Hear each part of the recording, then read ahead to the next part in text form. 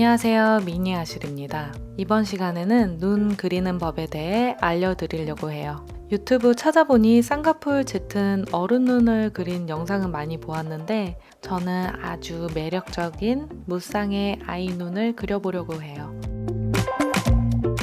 그냥 모양을 보고 따라하면서 연습해 보셔도 좋지만 간단하게라도 눈의 구조를 알고 이해하고 그리면 형태에도 명암에도 큰 도움이 돼요.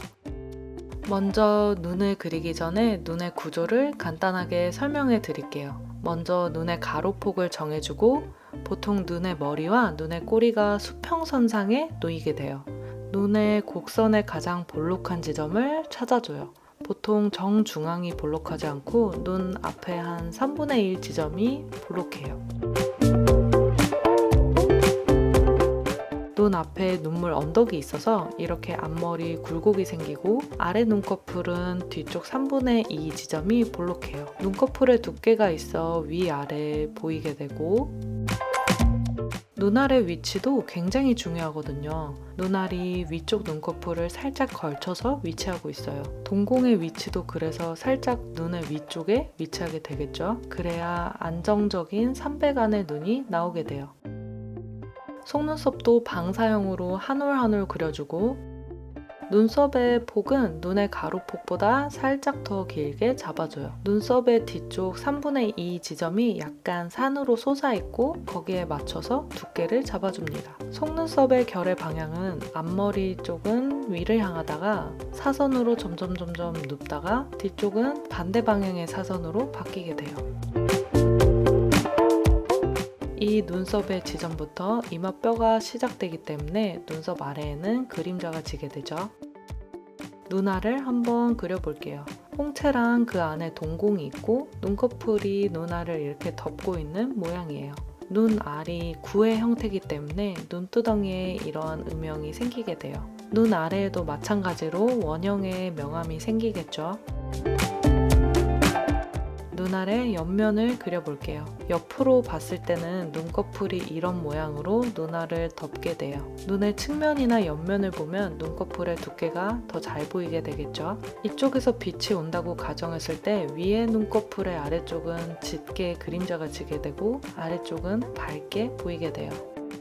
이쪽에 대입을 해보면 위쪽 눈꺼풀의 그림자가 어둡게 지게 되고 아래 눈꺼풀의 두께는 밝게 보여지면서 눈알의 구조 때문에 음영이 생기게 되죠. 콧대랑 이마뼈 때문에 어둠이 잡히게 되고 눈꺼풀은 약간 구체 형태의 음영이 생기게 돼요. 저는 아이 눈을 그려볼 건데 아이 눈 같은 경우 눈의 폭이 더 좁아지고 아치의 굴곡이 더 높아서 더 동그란 형태의 눈이에요. 홍채 같은 경우도 눈알을 더 꽉 채우고 있어요. 흰자의 비율이 어른 눈에 비해 훨씬 적어요. 그래서 약간 강아지 눈 같기도 해요. 눈이 작아서 그런지 속눈썹도 더 길게 느껴지는 것 같기도 해요. 눈썹 같은 경우 어른과 눈썹 결의 방향은 비슷한데 아이들은 눈썹의 경계가 정확하지 않은 경우가 많아요. 눈썹이 잔털들로 흩어져 있어요. 이런 내용들을 참고로 하고 실제 그리는 대상을 잘 관찰하고 그려줘야 해요. 눈을 최대한 자세히 스케치해보고 채색을 들어가 볼게요. 탈색은 좋은 브릴리언트랑 펄스 옐로우와 흰색을 섞으면 정말 쉽게 피부색을 만들 수 있어요. 피부색 만들기 치트키 같은 거예요. 피부색 만드는 것도 제가 자세히 다룬 영상이 있어요. 오른쪽 상단 카드 참고해주세요. 콧대와 이마뼈 아래에 명암이 생기고 눈 바로 아래도 눈알의 둥근 모양 때문에 음영이 생겨요. 그리고 눈두덩이 위는 밝아져요. 구조를 한번 듣고 보니까 더 잘 보이지 않나요?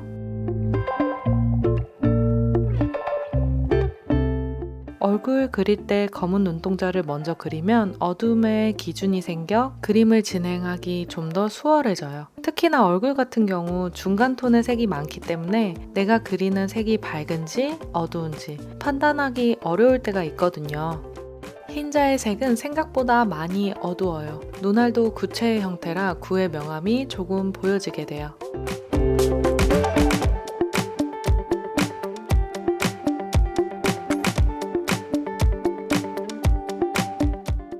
눈물샘 있는 눈의 안쪽은 붉은색으로 보여지고 눈꺼풀 바로 아래는 짙은 그림자가 지게 됩니다.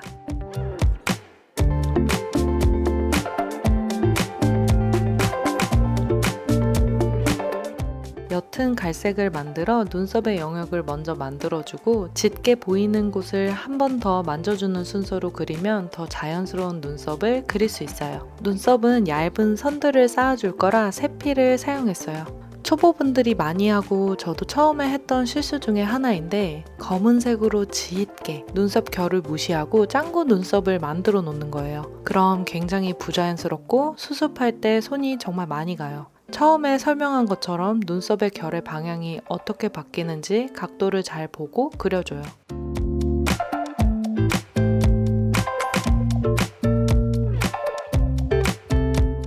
반대쪽 눈도 동일하게 채색을 해볼게요.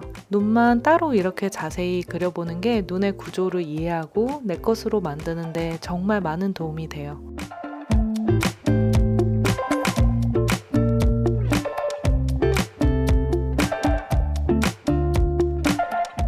검은 눈동자는 너무 똑 떨어지게 하지 않고 흰자와 경계를 조금 부드럽게 풀어주면 더 자연스러운 눈이 돼요. 점막이랑 흰자 사이 아주 얇게 그림자도 보여요.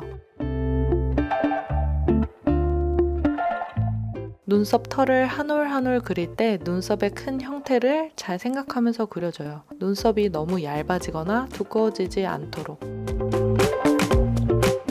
속눈썹이 시작되는 지점도 잘 관찰해주세요. 점막에서 바로 나오는 게 아니라 점막과 눈꺼풀 사이에서 시작돼요. 피부에 명암을 조금 더 넣어주고 부드럽게 다듬어 볼게요.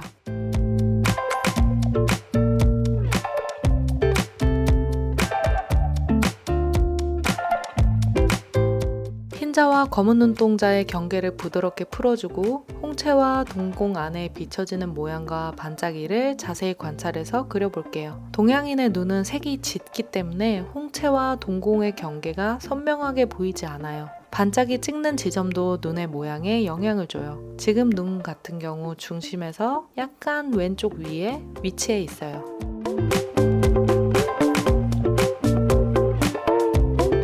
동양인의 눈에 많이 있는 건데 몽고주름이라고 하나요? 점막과 아래 눈꺼풀이 연결되는 곳에 살짝 주름이 생겨요. 이렇게 아래 점막은 밝고 아래 눈꺼풀은 눈의 구조 때문에 어둠이 생기게 돼요. 주름과 눈의 명암이 자연스럽게 연결되도록 풀어줘요.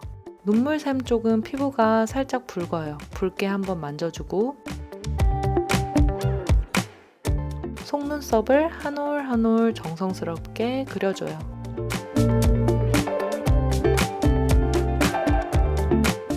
아래 속눈썹도 점막과 눈꺼풀 사이에서 시작되죠. 눈을 다 그리고 나면 피부의 명암이 상대적으로 약해 보여서 다시 한번 명암 잡아주고 피부 그리면서 덮인 눈썹 다시 만져주고 진하게 보이는 눈썹도 다시 한번 잡아줘요. 한 70% 정도 그리고 나면 전체적으로 보면서 부족한 부분에 번갈아 가면서 그려줘야 해요. 왼쪽 눈도 동일하게 해볼게요. 이 하이라이트 모양도 아주 중요해요.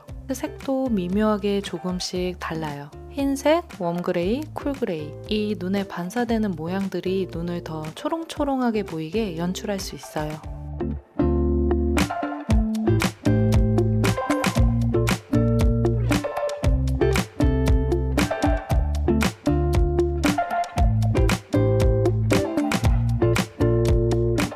눈에서 가장 밝게 보이는 하이라이트 넣고 마무리할게요.